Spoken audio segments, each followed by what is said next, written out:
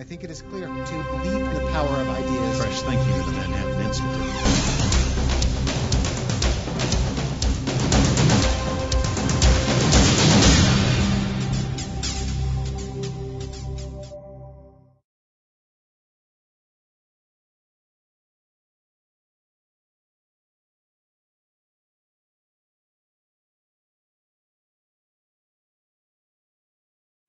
So even if you've been living under a rock, you know a lot about our honored guest today. Because if you were living under a rock, Steve Malanga probably picked up the rock to find out what was going on under there. And he wanted to know who was being taxed to pay for the rock. Steve writes about the intersection of urban economies, business communities, and public policy.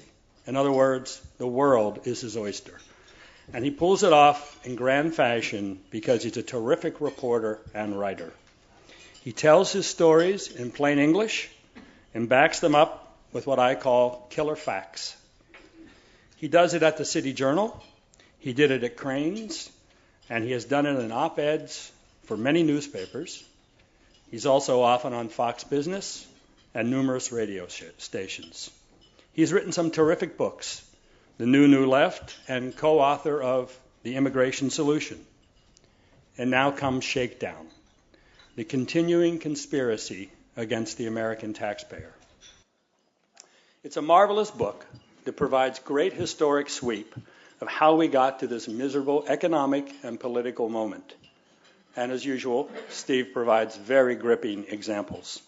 To cite one, he talks about the explosion of poverty programs in the 1960s, which is, after all, how we got here. He reports there were 3,000 groups in New York City alone getting federal money within a few years. As he describes that watershed moment, quote, "The money helped transform traditional charities that had operated on private donations into government contractors. Before long, these contractors aligned with another rising player in the big government coalition, public employee unions." End quote. Now that was nearly 50 years ago. As you can see, we're still dealing with the poison fruit of those roots. That coalition has been on a march to power ever since, and it continues to this very day. Which is why this book is so perfectly timed for this moment, when taxpayers finally seem mad enough to say stop and to take back the power, or at least some of it. I don't think anyone in this room needs to be reminded of the choking cost of big government. It's all around us here in New York City and New York State. New York City and its agencies have more than 362,000 full-time employees. According to the Citizens Budget Commission, of the $63 billion operating budget, more than 57%, or $36 billion, is directly spent on employee compensation. In 2002, the city paid $1.3 billion in pension costs. This year, it's $7.4 billion. If you remember nothing else, remember that. I'll repeat it. In 2002, $1.3 billion in pension costs. This year, $7.4 billion. Altogether, the city will spend $6.1 billion more on employee benefits this year than it did 8 years ago. And still the advocates complain. It's not enough. It never is. It can't be. We didn't get here by accident. That's the context of Shakedown. Steve shows how, state by state, union by union, politician by politician, the new left gained power over public finances. There's so many choice nuggets in the book that I'll restrain myself to a few favorites. One involves the California Nurses Union. Kind and caring people, right? No. You won't see nurses the same way again after you read how their union, angry at Governor Schwarzenegger, flew an ad blimp over his house, trailed him out of state, spent $100,000 in attack ads, and then joined the Teamsters. Now, the nurses and the Teamsters, I don't know, sounds like a bikers group to me. But the chapter on Steve's home state has a Tony Soprano ring to it. the mob that whacked Jersey. That would be the government mob that took a low-tax state to one of the highest and yet has chronic budget crisis even in the boom times. A bad case of the blue state blues, Steve writes, on the road to the next California until Chris Christie entered the picture. Steve tells a story of the community development block grants, over $100 billion spent in 30 years, a horrible record of failure, yet it lives on. A classic case of a bad program that instead of being killed, continuously expands. There are some success stories too, welfare reform being the most important. CVS, the drugstore chain, has hired 63,000 people off welfare rolls in the last decade, but still must fight the bureaucracy turning up its noses at the jobs it offers. A company official tells Steve, quote, "There's a perception among those who run welfare programs that entry-level jobs are not good enough." Right, they should all start out as managers. Which brings me to my final point. This economic disaster came about in part because cultural values were also swept aside. And my favorite quote comes from a 1992 report of the Federal Reserve, the Boston Federal Reserve, that Steve unearthed. Urging new standards on mortgages, the Federal Reserve in Boston concludes that conventional standards might be, quote, unintentionally biased, and unquote, because they ignore the economic culture of urban, lower income, and non-traditional customers. We know how that ended. Or, as Steve puts it, we now have a culture of entitlement everywhere. Steve, congratulations, and thank you for a wonderful work.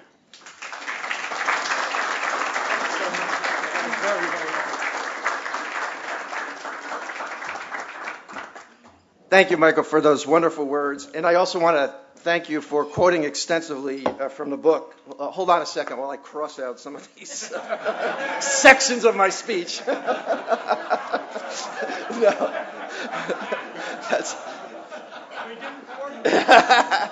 that's okay.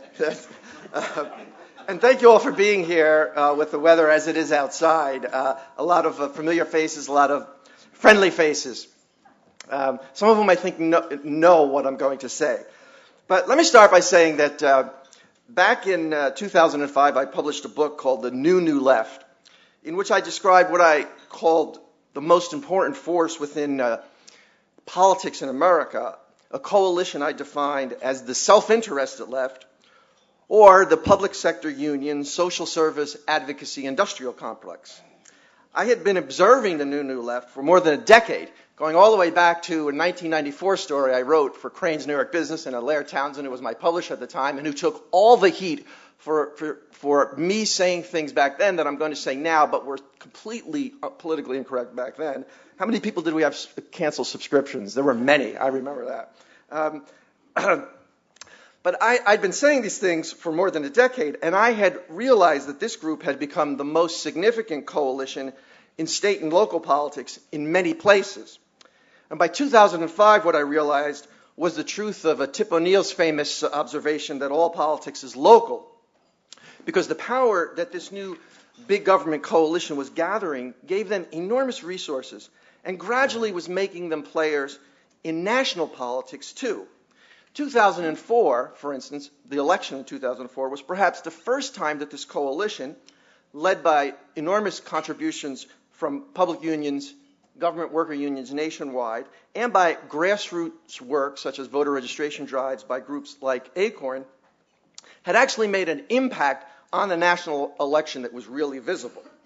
Now, some of the critics of the book dismissed it as alarmism. What they said is that, after all, conservatives, depending upon your definition of a conservative, controlled the White House, and they also controlled both houses of Congress at the time. So, how powerful could this new left actually be? Now, I thought the critics were underestimating this new coalition, but even I would not have been foolish enough back then to predict that within 3 years, we would have had a former community activist in the White House, and that whole parts of the new left agenda would now be advanced in Washington as part of federal policy. What is the new left and where did it come from? I call it the self-interested left because it is always for bigger government and more programs and more spending. Even more spending on programs that have failed miserably. Because this coalition benefits always from a growing public sector. The coalition was created in part by the architects of the war on poverty, who believed somewhat naively that government could rapidly eliminate poverty and revive declining neighborhoods by spending billions of tax dollars on local community groups, creating a constellation of new programs, most of them completely untested. What the war on poverty planners did create through this money was something almost entirely new. Local community groups headed by activists who existed entirely off of government money. The war on poverty also transformed many traditional charities, as Michael told you, which previously had used private donations to offer the poor a hand up. Instead, they were transformed, many of them, into government contractors who adapted the ideology of the war on poverty, which saw the poor as victims of an unjust system. Some of the programs financed by the war on poverty were really nothing more than tax-financed community activism. That is, vague programs that use tax dollars to help people become more politically influential, under the notion that those who advocate for themselves somehow benefit from this community work. Not surprisingly, the people who formed and ran these programs quickly became politically active themselves because they rapidly realized that they needed leverage to keep the money flowing, the government money, that is. By the late 1980s, nearly 20% of the New York City Council were products of this government-funded nonprofit sector, and they were among the most strident advocates for higher taxes and more government spending. In other cities, too, from Chicago to Cleveland to Los Angeles, the road to electoral success increasingly ran through the government-funded social services sector. Spending directed to these groups boomed through both Republican and Democratic administrations. The nonprofit service sector has never been richer or more powerful, wrote former welfare recipient Teresa Funicello in a 1993 book called The Tyranny of Kindness.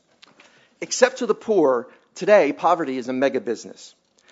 Now, from the very beginning, there were few controls on how this money was spent. And today, 40 years later, much of the money goes to fund programs with no track record of success. The Community Development Block Grant Program, to which I devote a chapter because I think it's symbolic of the problem, has spent some $120 billion in its history with little to show for it in many places, even though its original goal was to alleviate poverty and revive communities. To take one example of how the program cavalierly uses taxpayer money, after the 1992 Los Angeles riots, the CDGB gave the city $14 million in grants to help address, quote, the underlying causes of the riots. Now, since no one could even agree what those causes were, the city simply gave the money to community groups it was already funding. And a subsequent audit by the General Accounting Office disclosed that the city didn't even know how most of the money had been spent. Similarly, the federal government and states have invested billions in financing job training programs run by politically connected social service groups that really know little about how to find people jobs. That's one reason why these programs have a dismal placement rate. That's not surprising because the money is really meant as a jobs program for nonprofits. A GAO audit of the federal government's key placement program found that only about 40% of the money designated for retraining workers actually went to the workers themselves, while administrative costs took up the rest. Now, our president ran just such a group existing off federal grants, which was started by a coalition of churches in Chicago, but which was designed to live mostly off government money, not contributions from parishioners, or even donations from private foundations. It was just this kind of group that you would head if you had political ambitions and wanted to make the right connections. This group of government-funded social service activists soon found natural allies in another group, namely one of the biggest and most important political forces in this country today, public sector unions, which got their start in the late 1950s as politicians like New York City Mayor Robert Wagner decided to grant government workers the right to unionize as a way of making them political allies. Previously, government workers had been denied that right on the grounds that they were already protected by civil service and because government was a monopoly without any competition to restrain unreasonable wage and benefit demands. Now, quickly, the fears of many critics about public unionization came to pass. For those who remember, the 1960s were a very tumultuous time in this field. In 1966 alone, teacher strikes shut down in September of that year some 36 major urban school systems around America. Now, what happened is states quickly began limiting the right to strike by public employees, and unions figured that they needed a new strategy, which involved becoming politically active in state legislatures and in city councils. And to take one example of how quickly the evolution happened, in California in the 1970s, the most influential groups in Sacramento were private industry associations run by groups like the trial lawyers, doctors and hospitals, and insurance companies. By the mid-1980s, the biggest donors to political campaigns and the biggest spenders on lobbying dollars in Sacramento had become groups like the Teachers Union, the Servers Employees International Union, and the Public Safety Workers Unions, namely police and fire. Tellingly, these public sectors unions garnered the most power in states that were economically vibrant at the time, places like California, New York, New Jersey, and Illinois. This wasn't a coincidence. As states prospered, the opportunity they afforded people attracted population, which required government to grow bigger to accommodate newcomers. At the same time, prosperity brought with it higher standards of living. And as living standards rise, people inevitably begin to ask more services from government. Prosperity also brings a certain overconfidence with it. States like New York and California in the 1960s and the 1970s, and New Jersey in the 1980s, came to imagine that businesses and people seeking opportunity had no choice but to do business with them, and how wrong they were. At some point in these places, government reached a tipping point. In California, for instance, the number of government jobs grew from a mere 875,000 in 1960 to nearly 2.1 million in 1990. And that led to exploding public sector union membership. In the late 1970s, when the California teachers were first given the right to organize and to bargain collectively, the union had about 170,000 members. Today, that union has about 340,000 members. If you multiply 340,000 members by annual dues of more than $1,000 a year, you can understand the enormous resources of these unions. With so much in the way of resources, these groups became politically savvy over time and expert at garnering wages and benefits for themselves and for spending on state programs like Medicaid, which also were sort of what I would say in their wheelhouse, if you will, for reasons which I'll explain in a little while. They also worked to change the mechanics of government in many places so that undoing the spending that they baked into state and local budgets became harder and harder and harder. Let's talk a little bit about some of their maneuvers and their victories, which bear remarkable similarities around the country, and that's no accident. One extremely successful area for them has been healthcare, which is nominally private, but really increasingly is a public sector industry in America today and is going to become more so.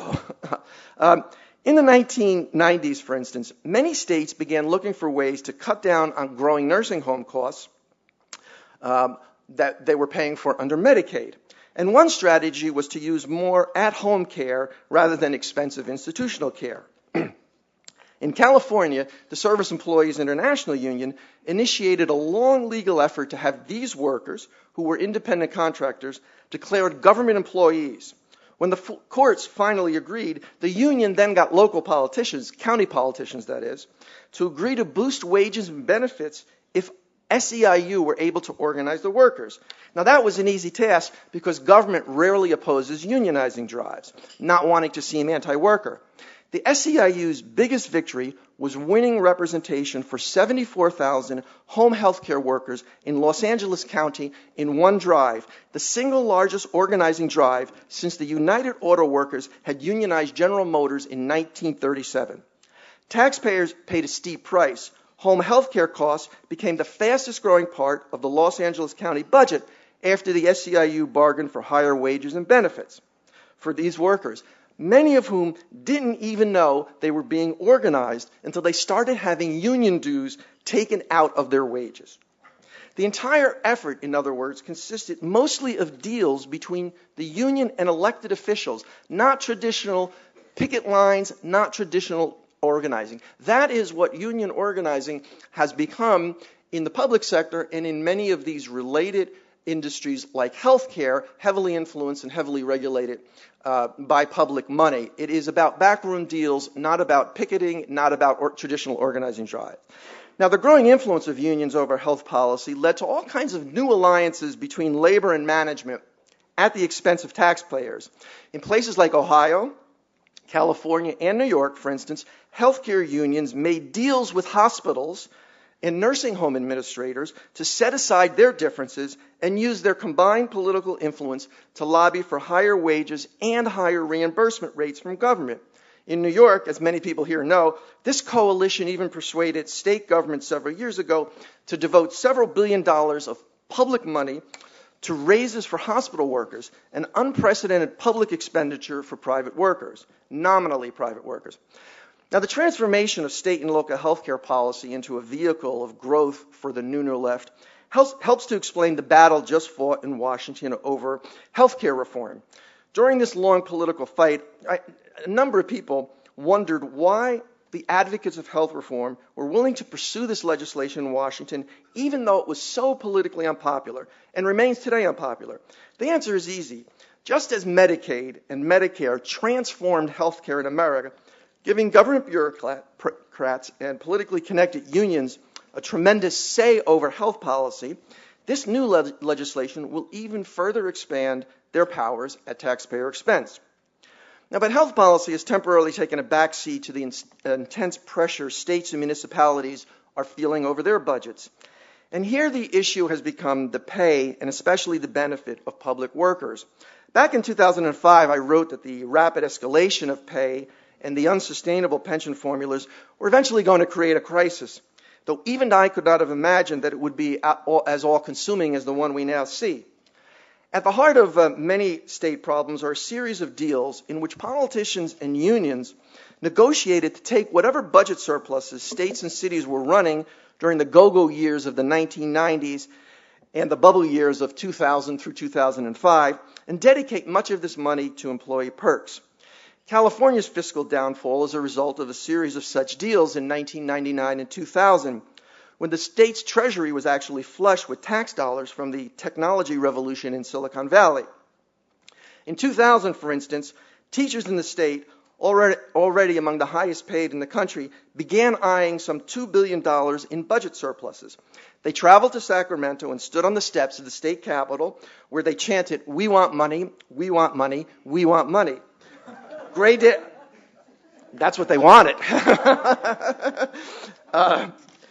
Gray Davis, the governor, who had been elected with almost universal union support, made them several offers, eventually devoting some $1.8 billion of surplus money to the education system. The union got this money just 4 years after they had won $1 billion a year in additional funding to lower class sizes in California, though subsequent research by RAND showed that this money had made no difference in student performance. This was only part of the problem. The state also agreed to legislation starting in 1999 that wildly increased pension benefits for state employees. It included an unprecedented retroactive cost of living adjustment for those already retired, and a phase-out of a cheaper pension plan that Governor Wilson had instituted in the state in 1992. The deal also granted public safety workers the right to retire as early as 50 with as much as 90% of their salary. Now, to justify this incredible enhancement, Davis and the legislature turned to the California Pension Board, CalPERS, which was stocked with members who were either union representatives or were appointed by state officials who themselves had been elected with union help. The CalPERS board, which had lobbied for the pension bill, issued a preposterous opinion that the state could provide the new benefits mostly out of the pension system's existing surplus and future stock market gains. When the stock market slid in 2000, both the state and also local California governments got slammed with enormous bills, which, if you consider where the market is today, have persisted for more than a decade and have totaled some $12 billion to date. That's resulted in the bankruptcy of at least one local California municipality and perpetual state and local budget problems. And many legislators who had voted for that pension legislation, including all but 7 Republicans, later claimed that they had no idea that its fiscal impact would be so devastating. They had swallowed the rosy CalPERS projections, even though they knew very well that, as one county chief put it, CalPERS was the fox in the henhouse. Other states have also been driven to the financial edge by rich public sector salaries and benefits. Actuaries are now predicting that Jersey's pension fund could run out of money by 2014. That's not underfunded, that's run out of money. The state got into this mess when, in 2001, it greatly enhanced public sector pensions because of a so-called surplus in the pension funds. Though the surplus was phony, it actually came from money that the state had borrowed to put into the fund to make the fund look well-funded, which prompted the public sector unions to claim, we have a surplus, we want more pension benefits. And the Republican temporary governor, remember Christie Whitman went to Washington. The Republican temporary governor and the democratically controlled legislature gave them what they wanted. I've actually looked at this Jersey borrowing that was supposed to make the pension fund look flush, and I've calculated that if Jersey had taken all that borrowed money and put it in the stocks of the Dow would have to be at 33,000 right now for the state to be whole on that borrowing. Since the Dow is now at what? Does somebody? No, everybody's got their automatic. Since the Dow is now at 10 something, you can imagine why Jersey is in the problem in the fix that it is right now. Now, the projections of hefty annual investment returns by Jersey and California pension funds are not unusual. They are in fact part of the fiscal maneuvering that the public officials and union officials pull at taxpayers' expense, and it's also often a sophisticated scheme, which, among others, EJ, is EJ here? McMahon, EJ is here somewhere, has written about extensively. Pension funds, public pension funds in general, assume an unrealistic 8% annual investment return, which, think about that, Bernie Madoff only claimed he was getting 10 to 12% a year, and we knew he was cheating. So, and no private pension fund could get away with these kinds of rosy projections. In fact, so sacrosanct is this unrealistic 8% return last year that when the Montana Pension Board a year ago was looking for a new actuarial firm to work for its funds, the board said in its request for proposals that no firm which believed that public pensions should adhere to a lower, more realistic average annual investment return should even bother applying for the job. Realism, in other words, will get you nowhere in the world of public sector pensions. And the combination of rich benefits and rising salaries has given state and local workers a big compensation premium over private workers, which is a huge reversal from 30 to 40 years ago. Several years ago, the Nonpartisan Employee Benefit Research Institute actually had the guts to take up this question, and they estimated that on average the public sector worker compensation was now 46% higher than compensation in the private sector when you included employee benefits. Moreover, as we know, in addition to that, the federal government has dedicated hundreds of billions of stimulus dollars to preserving state and local jobs in the two successive stimulus packages. And one thing that money did was encourage unions to hold fast on their wage demands, even as private sector wages have stagnated or declined. In New York City, for instance, the Bloomberg administration estimated that New York City could have saved $1.2 billion if public workers in this city agreed to forego raises of 4%. Instead, the unions actually asked for higher wages. In Jersey, Governor Christie estimated that local school boards could absorb more than $800 million in school aid cuts if unions merely agreed to take no wage increases this particular year. A not outrageous request when you consider that private sector wages were actually down 1.7% in Jersey last year. Union locals in 90% of school districts refused. But it isn't just deep fiscal problems that have made this recession different for states and cities from the budget crisis of the late 1970s and the early 1990s, which, if you remember, provoked their own individual tax revolts. What taxpayers are waking up and discovering this time around is that the new left, which is a kind of permanent organizing and lobbying machine now, has been at work changing the very rules under which government operates, so that reform has become much harder. State legislatures in places like California and New York, for instance, have been so completely gerrymandered that unseating incumbents has become very, very difficult. In New York, for instance, polls show that fewer than 20% of voters approve of the job the legislature is doing, but 98% of incumbents get reelected in New York. The two numbers simply don't fit together, except when you look at the way in which the deck has been stacked against democracy in New York State. Now, while few people were watching, other changes have been made too. Legislatures, for instance, have written into law and even into state constitutions rules that forbid ever rolling back the rate at which a public employee accrues pension and health benefits once they start working for government, an absurdity that's just unsustainable. Rules for resolving contract disputes have also been rigged. In some states, for instance, arbitration rules are designed so that arbitrators actually don't have to take into account whether a municipality can afford a contract before ruling on it. In this way, public officials sit back, refuse to negotiate a contract that will get them in trouble with taxpayers, and then just let arbitrators do their work. Faced with this kind of fiscal reality, we are seeing essential services cut in more and more places, and that is finally provoking a bit of a revolt. Though the new left today is much more formidable and capable of beating back this change than they've ever been before. Already about a dozen states have made changes to their public employee pension systems to cut costs, though so far the changes could be described as picking the low-hanging fruit. States and cities are ending the most egregious practices, such as double dipping, which is carrying two public sector pensions at once, which is what used to be possible in New Jersey, or salary spiking, which raises your pension benefits by spiking your salary in the last year or so, or allowing workers to accumulate enormous retirement payouts based on unused sick or vacation days. And while these reforms are popular, they won't do enough because the current system of defined benefits and early retirement programs is unsustainable, and these reforms only really chip away at them. Because the fiscal stress is so great, we are likely in the next few years to see a few titanic court cases in which are tested some of these state laws which guarantee workers the right for as long as they work to keep earning retirement benefits at the highest level possible without any changes to their pension plans for as long as they work. If the courts rule in favor of workers, I simply don't know what will happen in some of the worst places short of a federal bailout, because the costs and the obligations are just that high.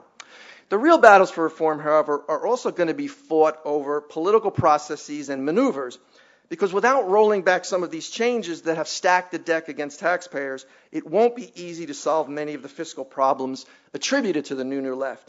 In New Jersey, for instance, the new governor, Chris Christie, waged budget battles all spring, but that was really only the prelude to reform. He's now proposing what he calls a toolkit of 33 reforms designed to make it easier to control public sector compensation costs, including making changes to the state's arbitration process, which would require arbitrators to take into consideration whether taxpayers can actually afford a contract.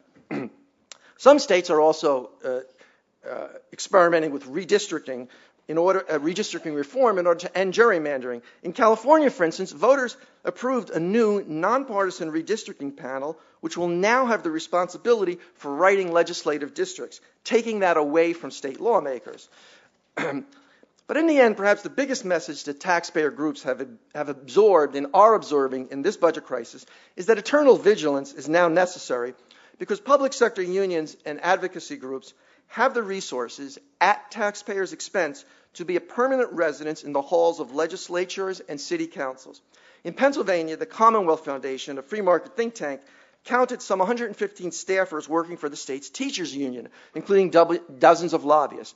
In California, the teachers union spent an astounding $57 million to defeat initiatives they opposed in the crucial 2005 election.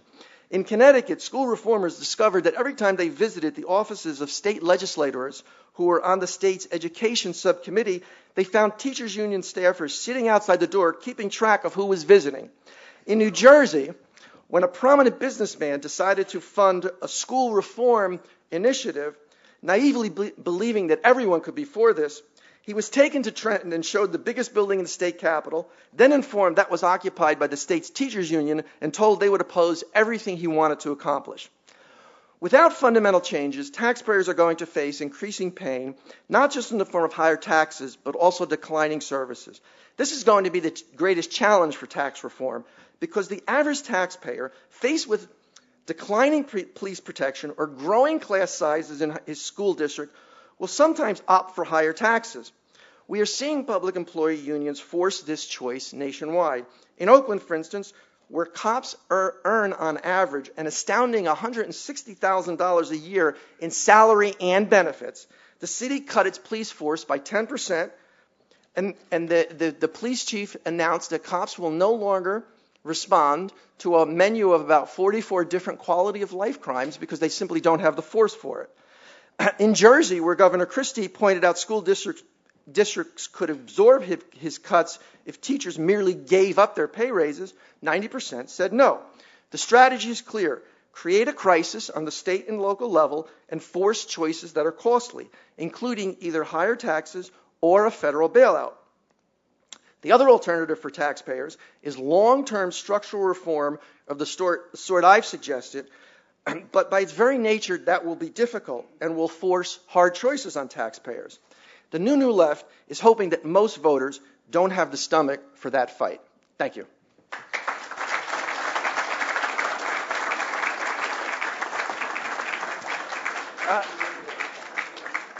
I've been told I'm required to take questions. So, and since this is being taped, we have to. It's a Barb right there. Since we, yeah. Maybe you can just identify yourself too. Robert Weisberg, New York City, NYU. I agree with your assessment completely. My own view of all these jobs is essentially riot control.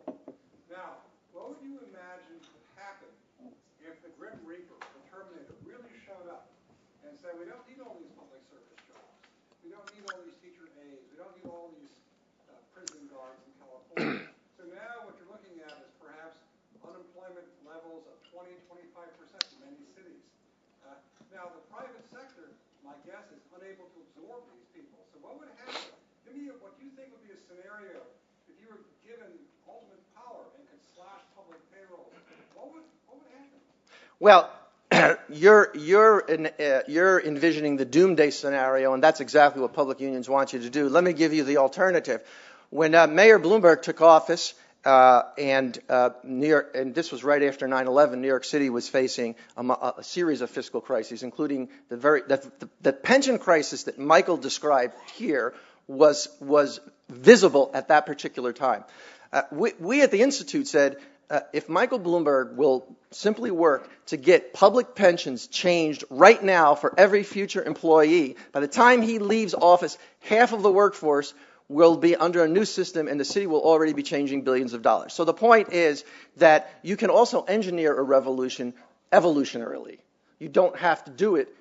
I mean, the idea that we're just going to fire everyone right now and let the system collapse when the system is based on, on the structure that they've built, that's not the way it's going to happen. But it's really amazing that when you have prosperity and economic growth, and you merely, as Chris Christie is suggesting, put a 2% or 3% cap on the growth of government in a place like New Jersey, how quickly you are in a surplus, and that surplus just grows, and that is the point. The point is it's possible to have a revolution through an evolution. That's why you see property tax caps in places like that. That's why you see places that have effective caps running ahead of others. So I mean, I think the Chris Christie approach, which is number one, change the fundamentals. Number two, put in place tax caps and spending caps that are effective. or we hope are effective. There's always a debate about that. At that point, prosperity begins to take over, and so you don't have what you've had. And this is the thing that I didn't talk about this in detail, but I mentioned this in the piece. If you look at the spending increases at the state and local level, they've been going during the good times, 7, 8, 9% above from year to year, sometimes 5, 6% above inflation.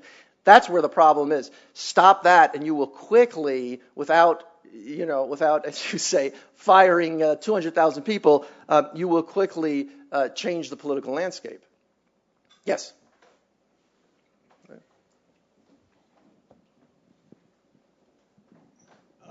Using the idea, Walter Stengel, New York, that anything that can't go on forever will end.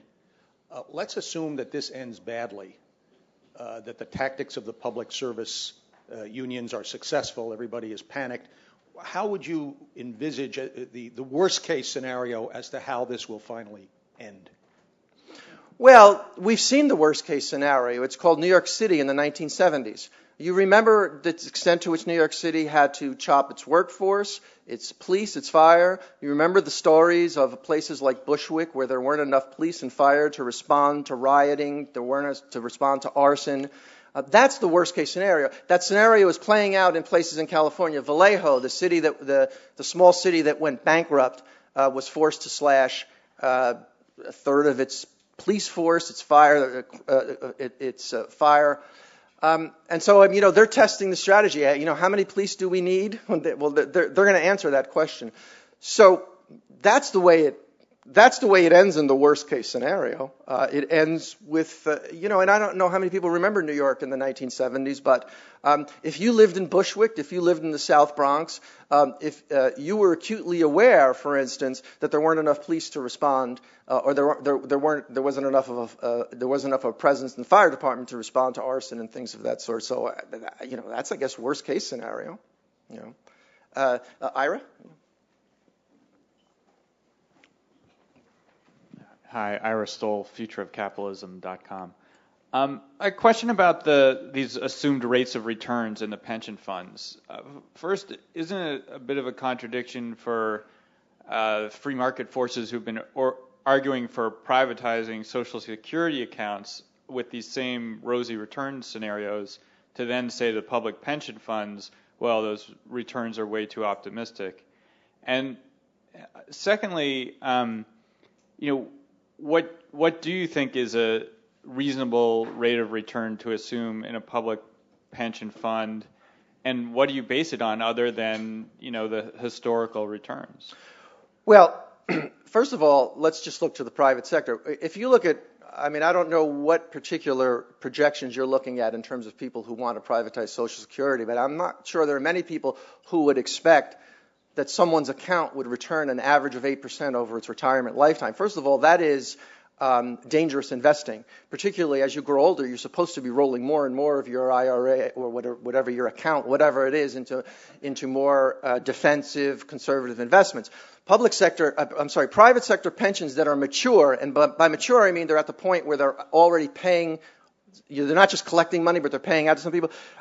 They need, for instance. Many of them, I think the average they're shooting for is about 4%. And the reason they're doing that is once you have people who are already retired and you have to be paying for those people, you need to take a certain chunk of your pension fund and put it in things like safe bonds, treasuries, and so forth to ensure that those people are going to be paid. Public pensions are not doing that. So nobody... you can do very well if you have a Social Security account or an IRA throughout an entire life where you generate 3 to 4% a year. You can do very well actually for yourself as long as you're making contributions too. So I don't really see that as I don't think anybody should,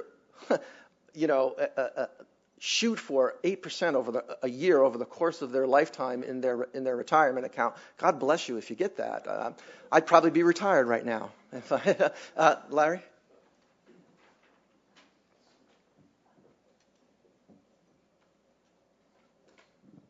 Larry Mead from NYU. In the private sector, when unions overreach, the company goes bankrupt. They go into some kind of bankruptcy proceeding, and judges have the right to set aside union contracts and impose more reasonable rates of pay and benefits. Is there any equivalent in the public sector? Well, there is equivalent for municipalities. Municipalities can go bankrupt, but not states, technically. And so that, and you know, it's very interesting. One of the things that Chris Christie says all the time is that you really can't separate state and local finance. It's actually intimately connected. States finance their municipalities and let municipalities finance themselves in different ways, but it's very intimately connected. But municipalities can go bankrupt, and we're seeing that around the country, or we're seeing many on the verge of default. And in some cases, again, what's happening is the state is stepping in and saying, well, I need to help. And in other cases, as in Vallejo, they're not. How judges react in that kind of bankruptcy varies. Bankruptcy court is not one thing.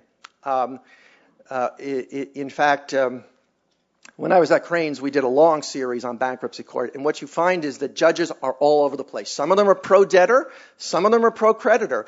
In municipal bankruptcies, some of them are pro-union. So, you know, Vallejo, they kind of held the government's feet to the fire. They cut some benefits, but they required them to continue some other things. So you don't know how it's going to play out, and you really can't make a generalization. It really depends on, as is often the case in our justice system, it depends a lot on the judge that you get. Now, the other thing is that virtually all municipalities have to finance themselves using debt.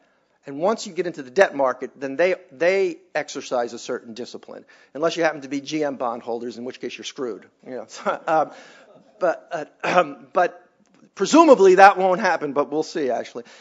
So bondholders, one assumes, will exercise a certain amount of control in these cases, too, and that control will push its way up to the state. If you look at, for instance, Harrisburg, which is on the verge of defaulting and should have defaulted in Pennsylvania, Governor Rendell was perfectly happy to let them default until he realized that other municipalities wouldn't be able to borrow in the state, and then he sort of, backed them, at least backed their next payment. So it's really an individual issue.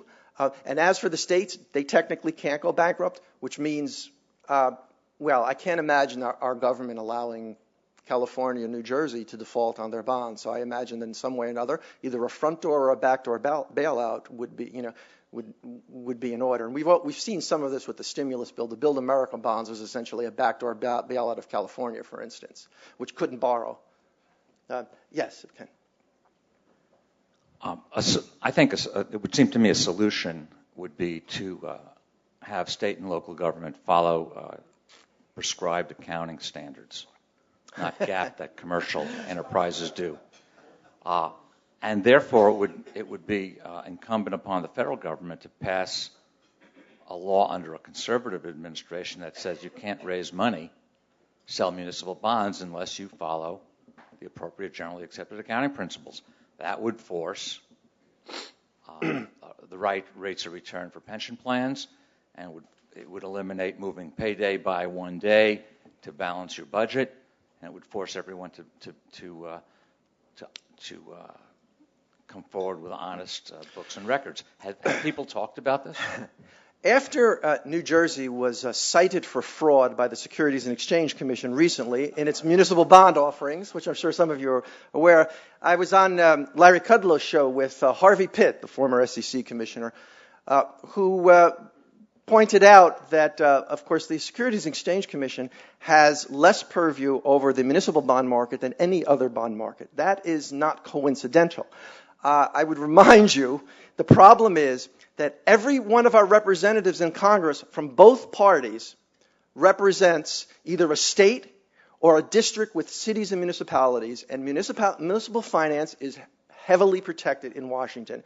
And that is one of the reasons why there are lots of rational solutions, like applying private sector standards, that go nowhere for that reason. So is that part of the reform agenda? Absolutely. It has to be a really powerful reform agenda, one in which, let's say, a massive change in a year like, 2010, so scared the incumbents in office that they were willing to do that. But it is a protected part of government in America, both parties protect it.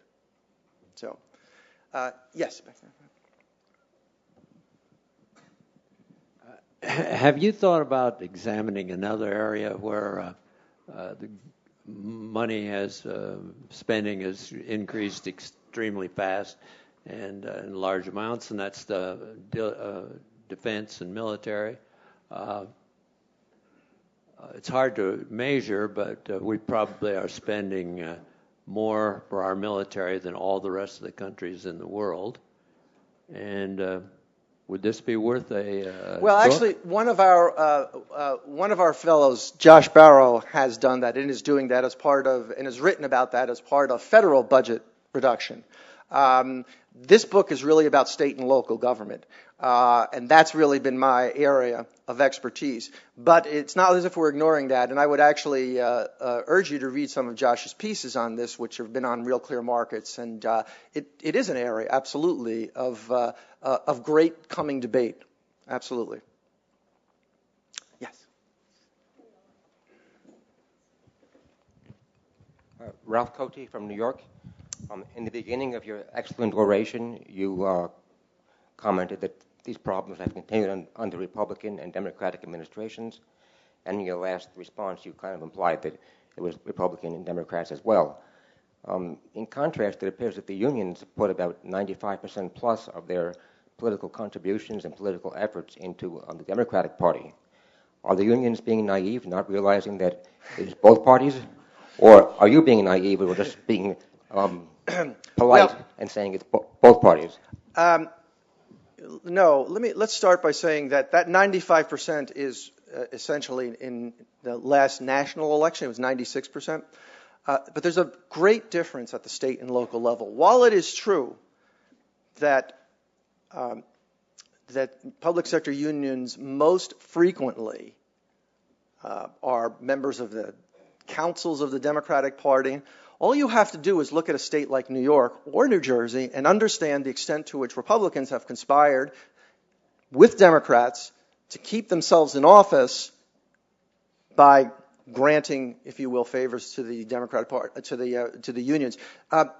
The Republican-controlled state Senate in New York was the biggest friend of the 1199, which is the New York branch of the Service Employees International Union. During the 1990s, they granted them all of the deals, including the 1999 healthcare reform deal, which basically took billions of dollars of tobacco money that New York State was receiving from the nationwide tobacco settlement and put it into essentially 1199. Now, other states were putting the money into biotech research, and they put it into 1199. So, and in New Jersey, it was the Republicans in New Jersey in 2001, when they did this pension deal, which practically ruined the state. The Republicans had the governorship, and they had one of the two houses of the legislature. So at the state and local level, no. No. Yes, federal policy, yes, I would say, but you can pick states. Illinois is another state. You talk to the taxpayer groups and tax advocates in Illinois, don't mention Republicans as an area as a party of reform in Illinois. So no, not at the state and local level. Yes. Hi, my name is Maureen Sullivan, and I'm on the Hoboken, New Jersey School Board, where we spend $60 million on 2,000 children. So, yeah. Well, I live in West Orange, where we spend $120 million on 6,000 children. So you're ahead of us, but we're at 20,000 a student. Right. But you're in Abbott District, right? Yes. Yeah. Yes. Well, so you have an advantage. But we are going into teacher union contract negotiations this fall. Our teachers union doesn't pay anything at all towards their health care. So you didn't get the 1.5%? Not yet, we go into it. So one of the problems is, okay, you're going to make us pay 1.5%. That's it. We still want our raise, though, to make us whole, to cover us. We still want our raises, like you said. We want money, we want money, we want money. Could you put yourself on the board with me for a moment and say, where would you go? How would you, even if it's evolutionary, I know we're not going to get everything overnight. Where would you start? Well, here's the question, and this is why the teachers' unions in particular are so powerful. Are you willing to take a strike? You are the parents. That is the problem. In the book, I think it's one of the chapters in the book, it all begins to blur together after a while, after a certain age, as you all know. I wrote a story, and I believe the incident is a book. I interviewed the superintendent of a Rhode Island school system who basically said to me that over the years, they were a school board that wanted to fight the fight. Another school board over here, another school board over here would give. They'd give a little bit. They'd give a little bit in contract negotiations, and they had the choice of being the only school board that took a strike or not. And that they felt that as tough as they wanted to be, parents didn't want to strike. The question now is whether parents are ready for a strike. Let me give you an example. A piece I wrote in the Wall Street Journal a couple of weeks ago had some statistics that are new, not in the book. A Rasmussen poll recently found that only 19% of American taxpayers are now say they're willing to pay higher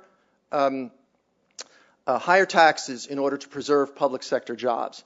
Even in the area of public safety, only 34% said they were willing to pay higher taxes to preserve public sector jobs. So I think we are at a signature moment, a moment that's been very different. Certainly in New Jersey, where in the 1990s, every time you talked about a tax cut, you had teachers' unions saying, well, class sizes are going to go up, we're going to go on strike. I think we're at a different moment right now. I don't know whether you're at a different moment in Hoboken, but I think we're at a different moment across the country, and it may be that messy. You may be willing to have to take a strike, and of course, it's one thing to take a garbage strike. It's another thing. Well, I guess it depends. I was going to say, you don't want garbage piling up, but you also don't want your kids staying home if both parents are working. So that is the problem. But I have seen, in New Jersey at least, a level of revolt that I haven't seen since 1991 or 92, when Hands Across New Jersey essentially defeated Florio and rolled back all those tax increases. Any other questions? Oh, Chuck, I'm sorry. Chuck, would you speak a little bit? Brian. Okay. Will you speak a little bit about the lack of privatization in America? Or I have a couple here in New York City, Battery Park City, up in Westchester, Playland loses $6 million. Right. I mean, Margaret Thatcher started privatization, and it's worked all over the world. Why don't we do it? Well, it's so interesting that that those of you remember David Osborne published a book in, what was it, 1993, 94, somewhere around there, right? Called Reinventing Government, with a co-author, which was about really customer-oriented, customer-friendly government. And it swept the nation. He was here. When he was here, you had an audience where right in the front row you had Rudy Giuliani, who was not yet mayor, and next to him was Mark Green, and they were all in rapt attention. Everyone was in rapt attention. And around the country, we really did see privatization initiatives. And then what happened? The public sector unions fought vigorously against this. Giuliani came into office and he had a whole bunch of privatization initiatives. He used a few of them. He threatened privatization of the sanitation system in order to get the sanitation workers to agree to stop working 4 hours a day and actually work 8 hours a day and help the budget. But in general, this has been a tenacious fight in the last decade, so that in many places, the notion of privatization has just completely receded. And I've actually talked to David about this. I've interviewed him for other stories, which are not in this book. And he remains very optimistic because you can show great gains. And he says at some point, when budgets are really, really under stress, especially from pensions and so forth, privatization is going to make a lot more sense again. But this has been one of their signature fights, Chuck, and that is why they really, really... David Osborne describes himself as a liberal Democrat who just thought the government could obviously be more efficient. This is not a question of left or right. But this has been the battle that they have fought. And I think if David is right, then what's going to happen is that will be a really viable area as these budgets come crashing down at the state and local level. But we'll see. Anyway, it's 2 o'clock. I'm told I'm done. Thank you all for coming. I appreciate it.